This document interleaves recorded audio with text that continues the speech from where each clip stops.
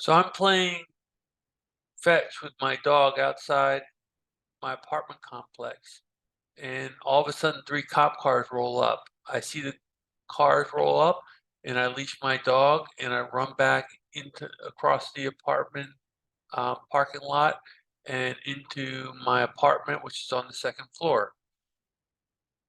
Um, I grab my stuff to go to work and take my bike, and I recognize immediately that my bike tire has lost all air. Um, I go to try to phone work and let them know that I'm going to run late. I'm going to have to change my tire. And I noticed that there's no connection with the phone. I try to unplug and replug the phone jack, and it's still, there's no sound or no connection. So I do what anybody else would do. I pump my tire up with air. I take my air pump and put it across my handlebars and make out down the stairs and out onto the road on my bike. As soon as I start to leave the apartment complex and the little ramp that goes to the street, I see a line of Hershey Kisses that's out there. I note that, and I start pedaling furiously, afraid that I'm going to be late. Um, I go down the hill and pass a county office where I've applied for work. And when I pass the county office, I see a orange peel, a banana peel sitting outside the county office. I make a note of that and I pedal furiously down the hill. I'm driving along Route 4 on the back roads and riding, uh, and I start to go up. I'm heading into Bayview, and I hit a parking lot, and I see a wrench lying in the gutter by the side of the road, and I get very conscious all of a sudden because I realize I've left my tools back in my apartment, and if my tire is in fact flat, it becomes flat again, which would be possible if nobody had broken into my apartment, then I would be in a lot of trouble because I would be stranded. So I pedal furiously. I make it to the BART, go down into the train, and um, take the hour-long commute into Lafayette, um, where I work at an Italian delicatessen. When I get to work, I start working, and I'm working at the cash register, and I hear 2 of my colleagues arrive at work a half hour late, and they get reamed out by our manager, and they come over to me in a jovial mood, and one puts his hand on my shoulder and says, "Chocolate, chocolate." This is something he says quite a bit, so I'm not real surprised, but I'm not real happy to see them. And the other person says, "Okay, Clyde, we need you to know right now, are you a chicken or are you a turkey?"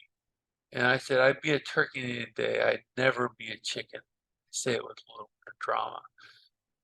And so we get to work, and a little bit later on in the morning, um, I get visited by a gentleman in soccer shoes, and he orders some turkey, sliced turkey. So I go over and I start slicing turkey, and all of a sudden he flashes me a police badge.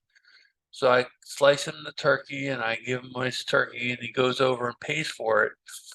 And he's talking to my boss who's manning the register. And my boss comes over and talks to me and says, "Clyde, your shirt is wrinkly." Um, and I look down, and my shirt is wrinkly. I forgot to mention that it was raining on the way to work that morning, and my shirt got wrinkly.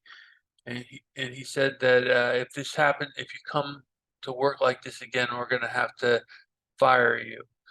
So I complete my day, I do all my services, I work a full 8-hour shift. I'm very careful to mop the floor so that I don't get in trouble, and all the details I attend to. I bike home in the dark. I take the BART home and bike home in the dark. And when I finally get home after 12 hours later after I left, I open the door to the apartment, and the kitty litter that was sitting out in the kitchen has been slashed and spread out all over the living room floor. I go back to check my bedroom, and on the way in the hallway, I notice that the closet has been opened and everything has been taken out of the closet and put in the hallway. I climb over the stuff. I get into my bedroom, and I notice that I look at my clothes and all the drawers have been opened. And I look at my clothes and I see that a number of the labels to my jeans have been slashed. And it's really bizarre. And I immediately go over to the hotel management. And when I get there, I'm a little upset and probably look a little intense. And kind of like I did when I said I'd never be a chicken. And I noticed as soon as I get in there that the woman who was there the first day I came to the apartment complex is there, and she showed me a Secret Service badge, and I looked at the Secret Service badge, and it was a real Secret Service badge. She happens to be there on this same day, and I walk up to angrily, I walk up to my manager and I start to tell them what happened, and they said, Clyde, your uncle came over and he co-signed on the apartment. He has a right to enter your apartment, and he did all this damage. So I slink away and go back to my apartment, and I get onto the phone, and I'm getting ready to call my mom and report what happened because I'm very upset, of course, and it's late for her, so I shouldn't really be calling her. But she's back on the East Coast. And as I pick up the telephone, I notice that the buzzer is in, and I can dial out, and I hear my coworkers, the two coworkers that I talked to earlier on the phone, and they're both calling my name, Tim, Tim, and laughing. And I go ahead and call my mom. And when I get my mom on the phone, I say something like, the chickens are coming home to roost and the pigs are out in the field. And can I get $3,000 for a new car? And my mom gets all upset at me because I'm talking in word salad. And that's the end of the story.